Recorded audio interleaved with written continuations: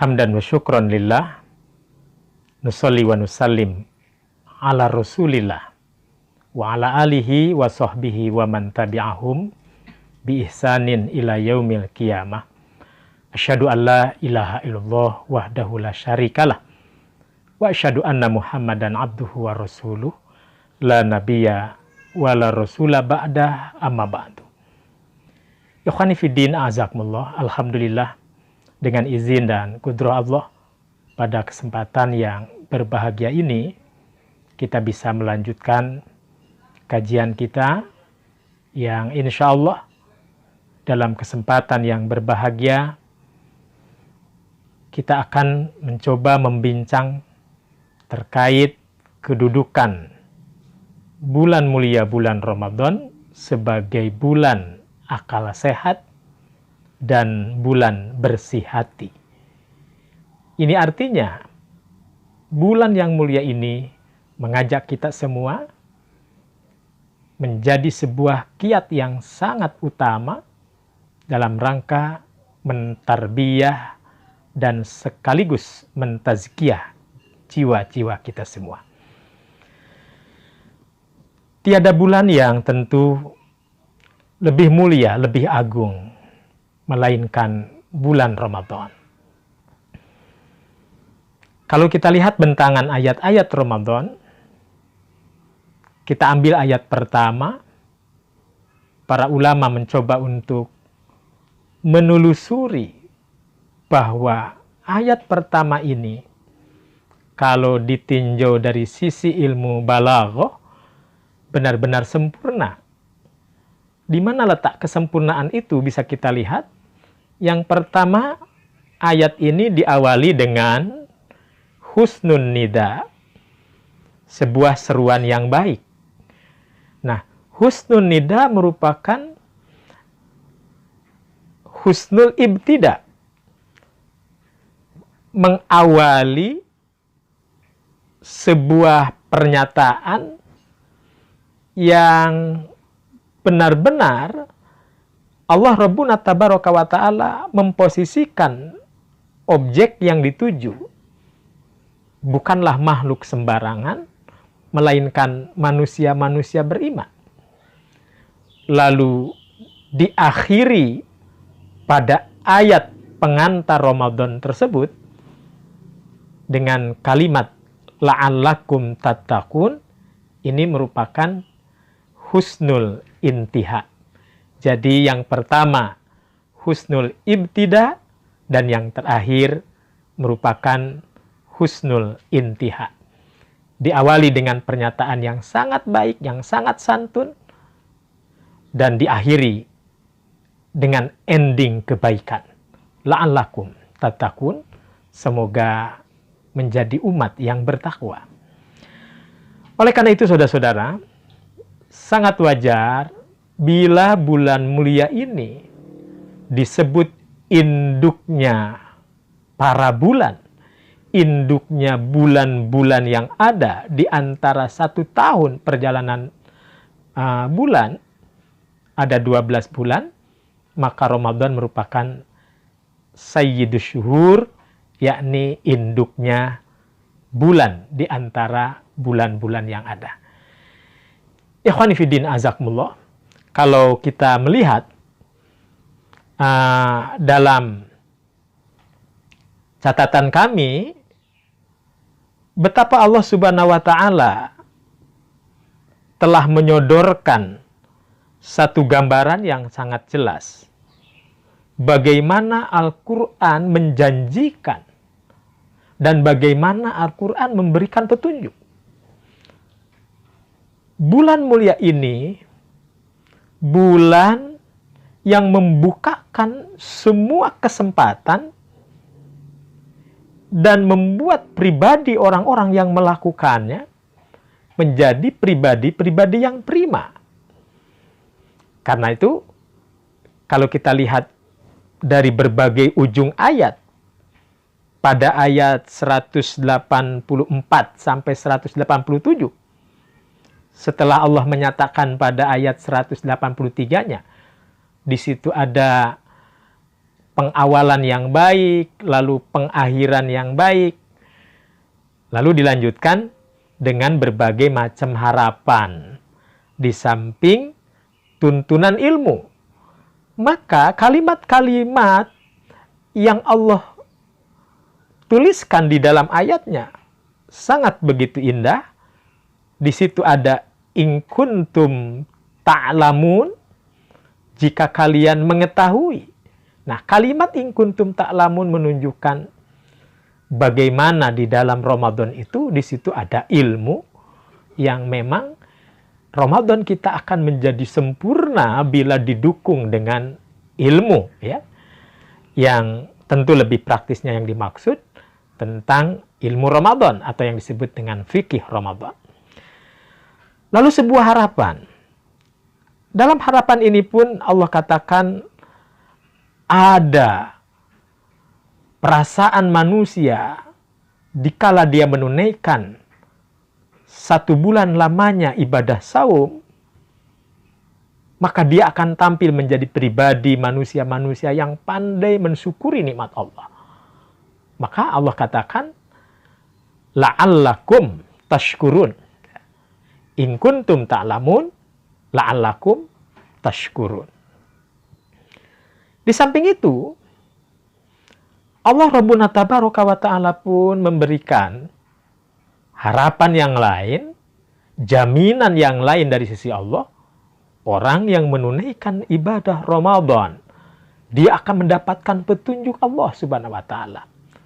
La'allahum yarshudun. Mudah-mudahan mereka mendapatkan petunjuk. Itu merupakan kalimat pengharapan yang sangat besar dari Allah Subhanahu wa Ta'ala. Betapa taruji, optimisme dibangun sedemikian rupa agar umat menjadi antusias, ada hirsun, ada rasa bersemangat, ada gairah yang meningkat, bergelora dalam jiwa untuk lebih bersemangat menunaikan ibadah yang satu ini. Kemudian, di situ juga dituliskan adalah Allahum yattaqun. Ini sudah pasti karena di awal juga sudah disebutkan la'allakum tattaqun. Ikhwani fiddin azakumullah. Para ulama balago mencoba mengurai kata la'alla, la'allakum. Ada la'alla dalam makna litamani. La'alla yang hanya sekedar hayalan. La'alla yang sekedar lamunan belaka. Ini biasanya bagi generasi muda yang memang sedang-sedangnya dilanda rasa yang cukup menggelora dari usia kemudaannya.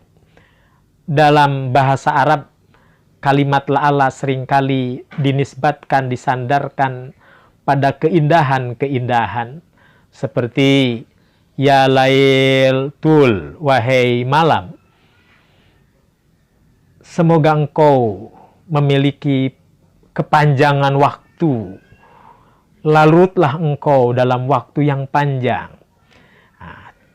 Lalu diikuti dengan kalimat la'alla badru amamana, ketika melihat rembulan yang begitu indah, lalu dia mengatakan la'alla badru amamana, semoga Badar, bulan purnama itu jatuh di pangkuanku. Nah, saudara-saudara, kalimat la'alal badru amamana tentu bukan yang sebenarnya. Ini hanya sekedar tamanni. Artinya lamunan, hayalan yang lebih menekankan pada sisi estetika bahasa. Bagaimana orang berharap dengan melihatnya cahaya rembulan yang begitu indah, lalu dia mengatakan, semoga bulan purnama jatuh ke pangkuannya. Walaupun pada hakikatnya tidak ada orang yang mau ketiban bulan tentu saja. Ikhwani fiddin azakumullah. Nah, itulah bahasa-bahasa Al-Quran yang digunakan begitu sangat mendalam dan memiliki makna tersendiri. Ikhwani fiddin, kita merasakan bagaimana gegap gempitanya penyambutan terhadap bulan mulia ini. kesadaran atau insaf hakiki, kesadaran yang sebenarnya tanpa didorong oleh siapapun, datang dengan sendirinya. Drastisnya perubahan umat manusia yang ditandai dengan semakin berlomba-lombanya tanafus terhadap kebaikan, terhadap amal soleh yang ada di dalamnya. Gelora jiwa yang semakin bertambah, semangat. Ini menunjukkan benar-benar Ramadan menjadi madrasah tarbiyah yang mengandung di dalamnya baik dari sisi keimanan, tarbiyah imaniyah, dari sisi spiritual, ruh, tarbiyah ruhiyah, kemudian sensitivitas sosial juga begitu sangat tinggi, tarbiyah ijtimaiyah. Dan tak lupa bangkitnya moral, ya, moralitas yang mulia, yang banyak ditunjukkan oleh manusia di bulan Ramadan begitu sangat berasa sekali. Tarbiyah akhlakiyah. Ya. Nah, di samping itu semua, ada gelora yang lain, yang lebih dahsyat dari semua itu. Apa itu? Gelora kesungguhan, yakni tarbiyah jihadiyah. Tarbiyah jihadiyah yang menghiasi, lebih mengoptimalkan, lebih berkualitasnya seseorang menjalankan ibadah Ramadan tersebut.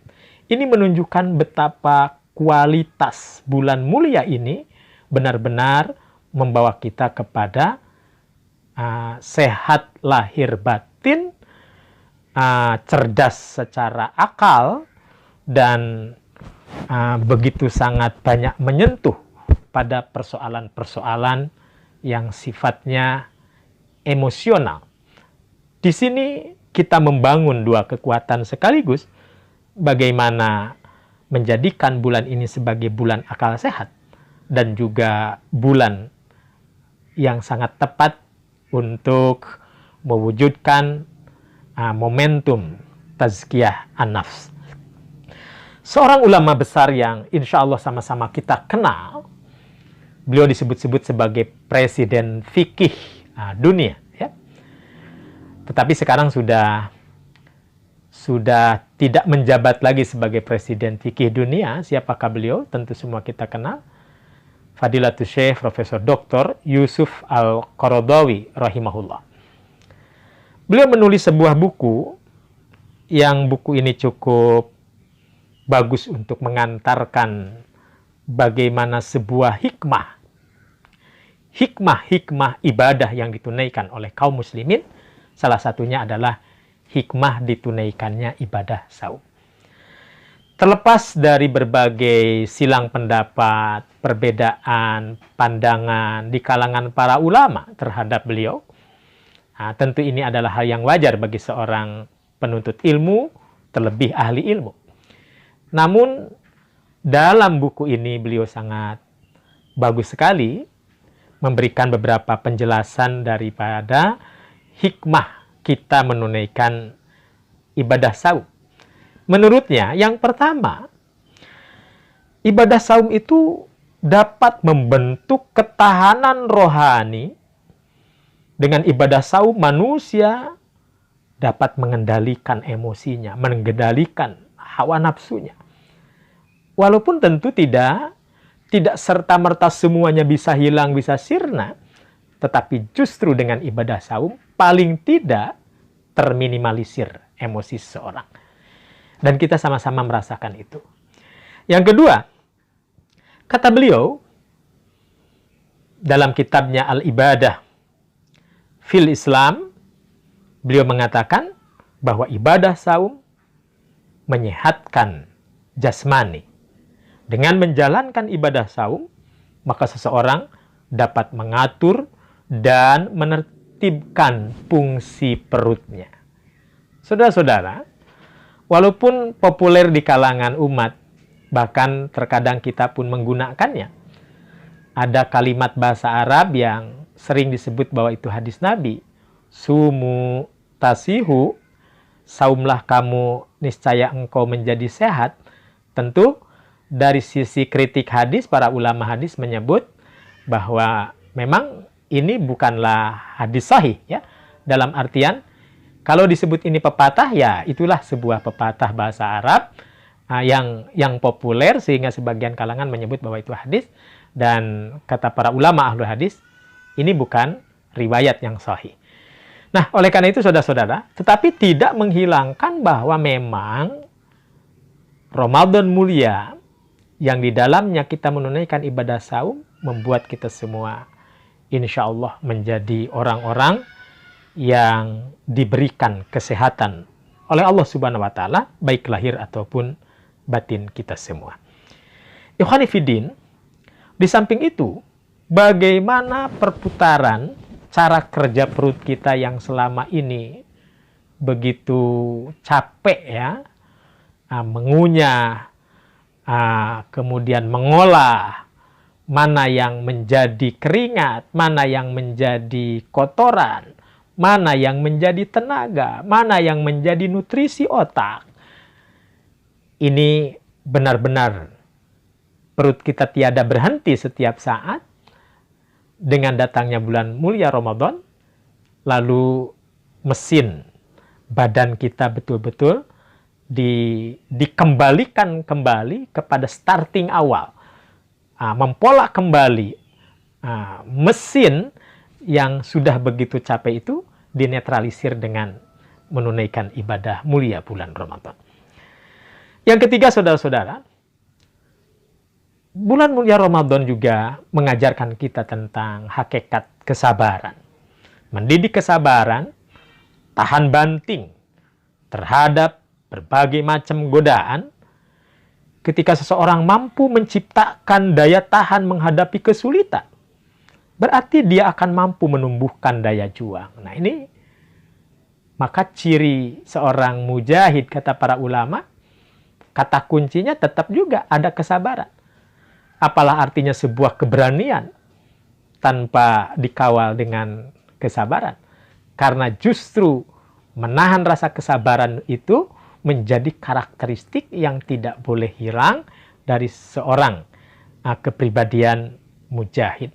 Jadi syaja'ah, sifat berani, dikawal dengan kesabaran, ini menjadi sebuah semacam keseimbangan dalam menyikapi apa yang harus dilakukan. Ikhwani fiddin a'azakumullah. Maka dengan demikian, kesabaran bisa memberikan solusi dari berbagai persoalan yang jauh lebih kompleks. Berikutnya, ibadah saum yang kita lakukan pun bisa mendorong kita semua, menguatkan kita semua pada sebuah kemauan, di mana ketika seseorang mampu mengatasi berbagai kesulitan, maka semakin terdorong dirinya untuk meningkatkan kemauan, meningkatkan cari tahu, mencari solusi apa yang terbaik untuk dilakukan. Maka dengan segenap usaha, segenap ikhtiar, dia akan terus meningkatkan kemauan dalam memperjuangkannya. Dan yang kelima, hikmah daripada saum yang kita lakukan, kita lebih mampu merasakan nikmat ilahi yang begitu besar, di mana seseorang lebih menyadari akan nikmat yang dianugerahkan oleh Allah Azza wa Jalla. Seiring hilangnya nikmat itu sendiri dari tangannya setelah seharian menunaikan ibadah saum, kita merasa betapa nikmatnya makanan pagi, betapa nikmatnya makanan siang, betapa nikmatnya makanan sore bahkan malam, belum lagi camilannya, ya, makanan ringannya. Tapi tiba-tiba oleh Allah Subhanahu wa Ta'ala harus dihentikan.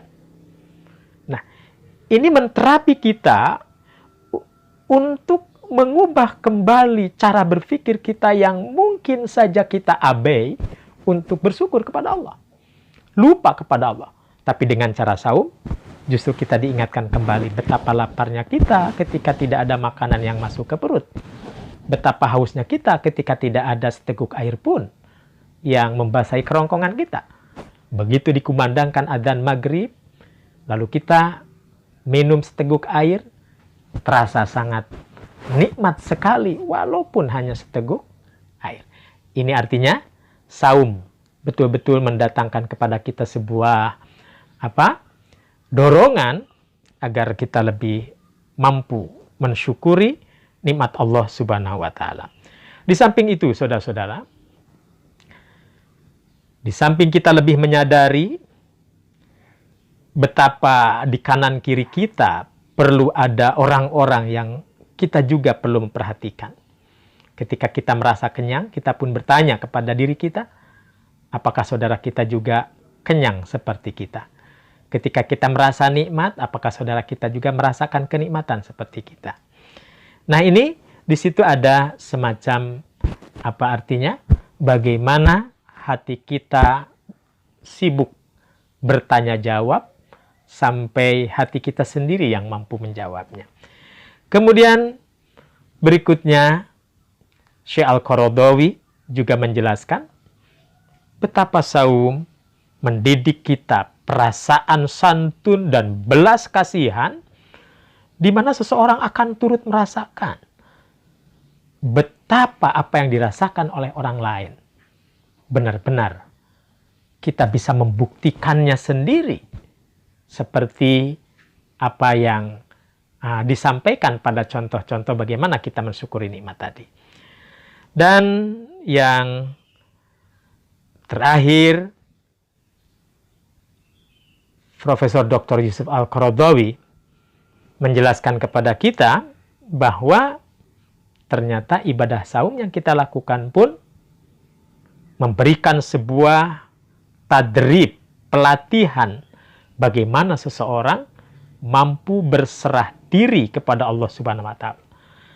Apabila seseorang menjalankan ibadah saum, maka hal ini dapat menumbuhkan loyalitas, ketaatan dan kepatuhan serta kedisiplinan. Bahkan banyak saksi medis dari para ahli dan ilmuwan, bukan hanya ilmuwan muslim, tetapi ilmuwan dunia secara umum. Mereka melakukan riset, membuktikan dengan penelitiannya betapa ibadah saum sangat mempengaruhi terhadap kesehatan seseorang. Sekedar menunjukkan contoh, saya menuliskan beberapa poin yang sangat penting. Dulu kita mengenal tokoh namanya Profesor Dr. Zainal Abidin Ahmad. Profesor Zainal Abidin Ahmad, salah seorang ulama kita, ulama Masumi, ya, yang sangat handal, yang sangat hebat dalam tulisan-tulisannya, tulisan-tulisan klasik, ya. Ini sangat indah sekali apa yang ia temukan.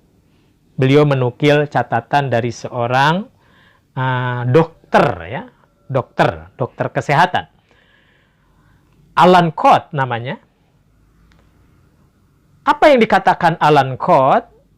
Dia menceritakan bahwa menahan nafsu makan dan mengaturnya, mengatur jadwal makan seperti yang dilakukan orang saum, dapat mendatangkan 27 pangkal kesehatan yang paling baik. Nah, ini luar biasa. Kalau ibadah Ramadan ini kita tunaikan dengan baik, dengan pola makan yang baik, secara kesehatan, menurut Alan Codd, ternyata bisa mendatangkan 27 pangkal kesehatan. Nah, ini bisa dilihat lagi dalam kumpulan tulisan-tulisan tokoh-tokoh kita. Dulu namanya Bunga Rampai, ya, Bunga Rampai, ajaran Islam. Ini sangat bagus sekali. Ada sampai berjilid-jilid ya, 1, 2, 3, sampai saya punya sampai 14 ya, 14 jilid. Ini sangat menarik sekali, banyak temuan-temuan, tulisan-tulisan yang Masya Allah sangat berkualitas menurut hemat saya. Yang kedua, seorang dokter Pakistan namanya Dr. Drakkar. Dia juga mengomentari tentang saum dalam temuan dia. Ibadah saum tidak akan merubah keseimbangan cairan badan, berat badan, bahkan kadar gula secara berarti. Artinya, jangan pernah merasa ragu dengan ibadah saum. Toh ibadah saum sendiri, kalau memang dia sehat dan belum terbiasa untuk menunaikan ibadah saum, tapi justru dengan Ramadan, dengan diwajibkannya Ramadan, mau tidak mau, maka dia harus menunaikan ibadah Ramadan. Jangan khawatir dia mati karena saum. Jangan khawatir dia menjadi sakit karena saum. Nah, kenapa? Karena di dalam aturan saum sendiri, di situ sudah ada aturan-aturan bagaimana bila seseorang sakit, bagaimana kalau orang itu sebenarnya mampu kalau dipaksakan. Tapi kalau dipaksakan, jadi madarat. Nah ini, agama mengajarkan begitu sangat lengkap dan tidak dibiarkan begitu saja. Tetapi aturan-aturan itu begitu terus memberikan, mengawal agar ibadah kaum muslimin menjadi sempurna. Nah ini dari sisi medis ya, dari sisi kesehatan. Lalu seorang ahli kesehatan Soviet ya, berkebangsaan Rusia, ini jelas kita bisa menebak apa yang dianutnya, agama apa yang dianutnya, apakah dia beragama atau tidak, kita sudah bisa menerka. Dr. Yuri Nikolaev. Dr. Yuri Nikolaev, dia seorang ahli penyakit kejiwaan di Moskow. Dia menceritakan, kata beliau, pengalamanku sebagai dokter jiwa, kurang lebih 30 tahun, menghadapi lebih 10.000 pasien. Bayangkan, 10.000 pasien. Maka dapat disimpulkan, kata beliau, bahwa membatasi makanan semacam diet lah ya, kalau dalam bahasa kita, itu sangat menolong bagi pengobatan para penderita penyakit. Nah, jadi pola makan, subhanallah. Nah, jujur, secara pribadi saya sendiri belum mampu untuk mempraktekkan pola makan yang bagus itu seperti apa ya. Nah, ini sebuah pengakuan jujur, bukan hanya terlahir dari ilmuwan muslim, bahkan yang tak bertuhan sekalipun, ateis sekalipun mengakui dengan cara orang itu menunaikan, berpantang dari sesuatu, dari pola makannya, salah satunya dengan saum, maka menurut pengalaman dia, ini sangat berarti dalam menangani pasien-pasien yang dia hadapi. Ikhwanifiddin azakumullah, tidak ada kata lain yang lebih pantas kita ucapkan. Subhanallah, tabarakallah, maha suci Allah, maha berkah Allah.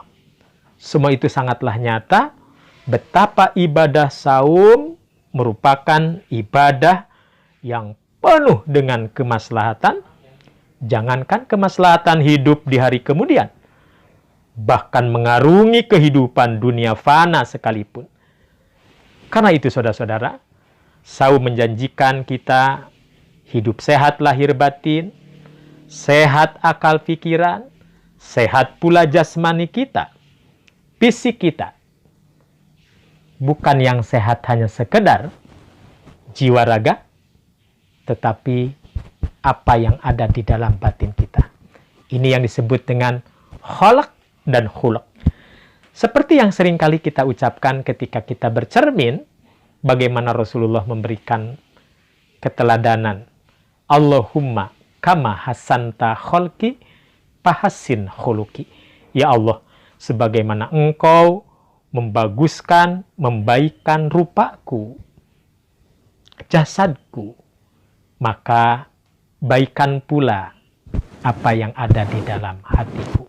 Kholq, huluk, psik dan psikis, lahir dan batin. Itulah Ramadan menjanjikan kita sebagai bulan akal sehat dan bulan bersih hati. Itu saja yang bisa disampaikan. Mudah-mudahan bermanfaat. Aku qouli hadza wa astaghfirullah li wa lakum. Allahumma arinal haqqo haqqo warzuqna tiba'ah wa arinal batila batilan warzuqna ijtinabah. Subhana rabbi rabbil izzati amma yasifun. Wassalamun alal mursalin walhamdulillahi rabbil alamin.